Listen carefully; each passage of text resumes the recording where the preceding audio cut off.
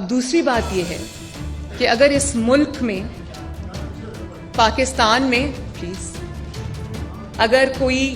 قانون ہے، کوئی انصاف ہے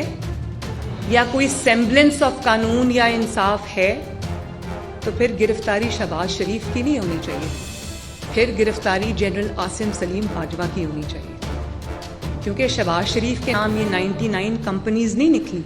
شہباز شریف کے نام وہ سینکڑوں فرینچائز نہیں نکلے. شہباز شریف کا تعلق ایک کاروباری گھرانے سے تھا جو کہ 1930 سے کاروبار کر رہا ہے.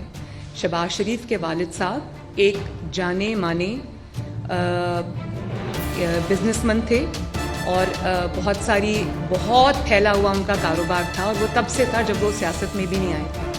عاصم سلیم باجوہ صاحب ایک تنخواہ دار ملازم تھے اور تنخواہ پہ گزارا کرنے والے ملازم تھے. ان کا لاکھ پتی نہیں، کروڑ پتی نہیں، ان کا ارب پتی ہو جانا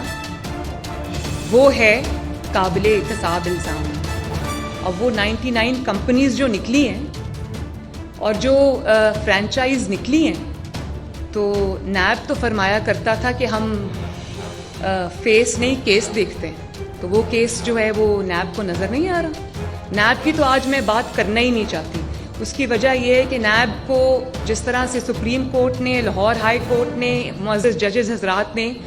نیب کی جو کریڈیبلٹی کو کمپلیٹلی ایروڈ کیا ہے یہ کہہ کر کہ نیب ایک پولیٹیکل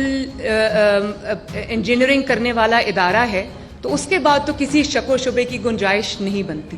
کیونکہ نیب کو تو نہ بی آر ٹی نظر آتی ہے، نہ بی آر ٹی کی بسز میں بار بار لگنے والی آگ نظر آتی ہے، نہ بلین ٹری سونامی نظر آتا ہے، نہ ان کو عمران خان کے گھر کا اچانک ریگولرائز 300 کنال کے گھر کا ریگولرائز ہونا نظر آتا ہے، نہ ان کو بڑے بڑے وزراء کی کرپشن نظر آتی ہے، نہ ان کو یہ نظر آتا ہے کہ کس طرح راتوں رات جو ان کے دوست ہیں جہانگیر ترین صاحب، ان کو پاکستان سے باہر سمگل کرا دیا جاتا ہے، اور جب